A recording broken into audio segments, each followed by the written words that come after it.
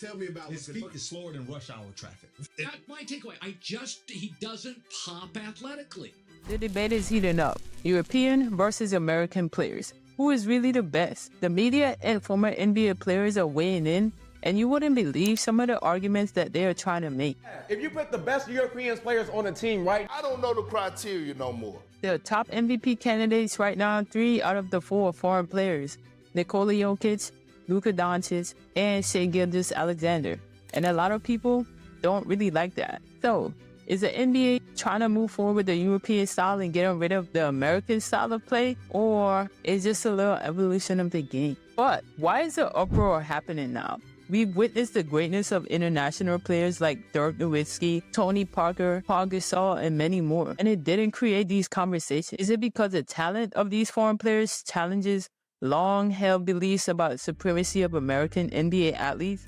Or could it be a reflection of a deeper, more uncomfortable conversation about race and nationality in sports? Could this issue with Jokic winning back-to-back MVP really be because Shai Gilgeous-Alexander and his team has the #1 seed? Or Judging is if we judging off of advanced stats or who's the most valuable player, you take him off this team? We don't know. another good candidate will be Luka Doncic from the Dallas Mavericks because he's having an unbelievable season. But he isn't the 1 seed. But that isn't the issue. The issue is the constant back and forth about foreign versus American players. To be specific, it's European versus American players. Most foreign players that were drafted in the past were busts, or they never made it to the roster and stayed overseas. They were always tough though. Their style of play just didn't translate at the time.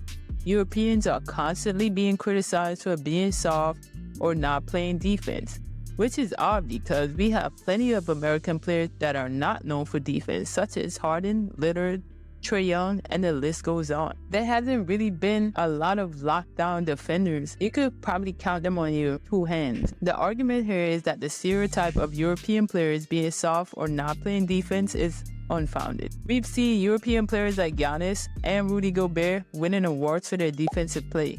Clearly, these players are demonstrating a high level of toughness and defensive skill. Not to mention this year, Wemby averaged more blocks than the Miami Heat for the whole season. Well, of course, he's an alien. But recently, Gilbert Arenas stated that European players need to leave. Wow. Gilbert Arenas has gone MAGA. You're not going to enjoy the diversity of the people? Which is crazy because this style of play changed the game so much. Foreign players is one of the reasons the bigs are stretching the floor and the ball moves around so much. The NBA never had that play style. More threes, passing, cutting. This is not our league. This is not the American style. This is the Euro style. Drive in, suck the defense in, pass the ball to the three-point line. It's a three-point shooting league because they're copying Euro style.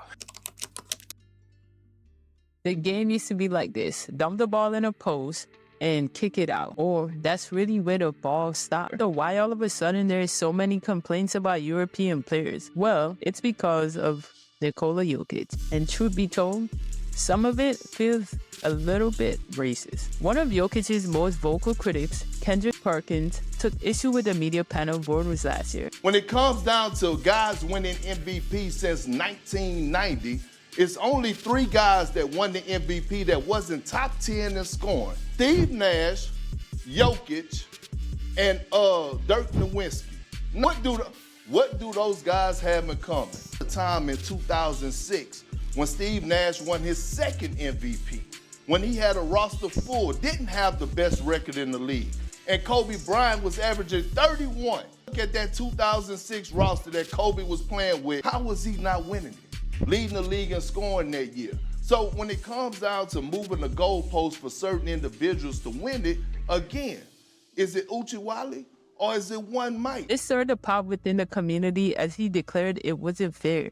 And Embiid, another foreign player, deserved the MVP last year. But why is it acceptable for Joel Embiid to raise the trophy and not Jokic? They're both foreign players. We recall the Morris incident, which in my opinion lit the fuse of the brewing animosity. Adding further fuel to the fire, Jokic's back-to-back MVP wins escalated the tension. And, not to mention, he didn't get the MVP but finished with the final MVP when they couldn't say anything about that one. He isn't viewed as athletic. And Stephen A is mostly known for saying he can't even jump on a sidewalk, which is crazy. He's constantly viewed negatively. Same with Luka Doncic, always called out of shape, unathletic, slow, but they are constantly dominating every single night, and nobody really has a clear reason why they hate on them so much.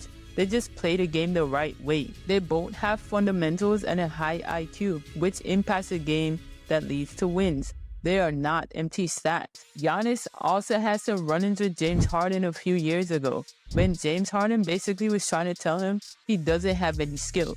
He just run and dunk. But I thought y'all really just wanted them to be athletic, but still managed to win numerous MVP awards. Rudy Gobert gets hate and called soft all the time when he's known for his defense, but still targeted by players because he's perceived as soft. But there's still no valid reason when it comes to play. The difference between European and American players is American players is more focused on stat pattern instead of just playing the game. I'm not saying all players, but majority. So if you hear, I assume you watch basketball and you know what I mean. American players are more one-on-one players. If you put the best European players on a team right now against the American players, we will lose. I guarantee we play one-on-one right now, they all get their ass popped. The knock on most foreign players are calling them soft, and they're not. You can probably say the same for American players that didn't grow up in poverty or had a rough life.